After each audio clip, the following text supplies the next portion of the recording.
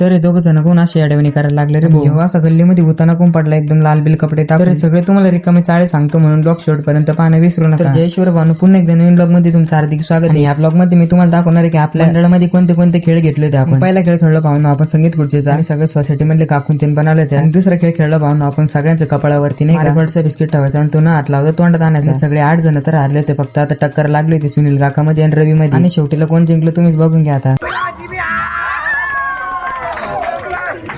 मग भावनो बिस्किटचा तर गेम खेळला आपण. तिसरा गेम होता की टपामध्ये फुल पाणी भरलं होतं आणि त्या पाण्याच्या टपामध्ये फुगा ठेवला होता आणि तो फुगा फोडायचा तर न हात लावता त्या पाण्यामध्ये आणि त्या पोरानं कणू त्या पाण्यामध्ये फुगा फोडूनच दाखवलं. चौथा गेम खेळलो भावनो आपण. खेळणार आहे का त्याच्या डोळ्याला कपडा बांधायचा आणि त्यांच्या हातामध्ये गाठी द्यायची आणि लाल फुगा कुठे बिरेन फक्त तो फोडायचा. आणि शेवटचा 5वा खेळ होता म्हणजे जो आपला पाण्याचा ग्लास नसतो का त्याच्यामध्ये फुगा टाकायचा तो फुगवाचा आणि तो इकडचा साईडून तिकडे न्यायचा. सर्वांना खेळमध्ये खूप मजा आली. सगळे खेळ खेळून डायरेक्ट भिडले ना आम्ही सगळेजण नाचायला आणि नाचता गोल्याच्या अंगावर कपडा आणि ज्याच्या गळ्यात फुलाचा हार टाकून सगळं नाचून कुदून झालं. रात्रीच्या 1 वाजता अंगावर कोणता किडा आला का आम्ही सगळे याडवणी करायला लागले. आणि हा बोते त्याचा झोपेला होता ना तर त्याच्या अंगावरून पुष्कर झोपला आणि पुष्करच्या अंगावर बादल गोल्या बसला. आणि किती वेळ झाले मला एक सांगणं, आपले ब्लॉग बघतात, लाईक पण करता आणि कमेंट पण करता, पण फॉलो पण करत नाही यार. मग तेवढं आपल्या आयडीला फॉलो बी करून घ्या बरं का.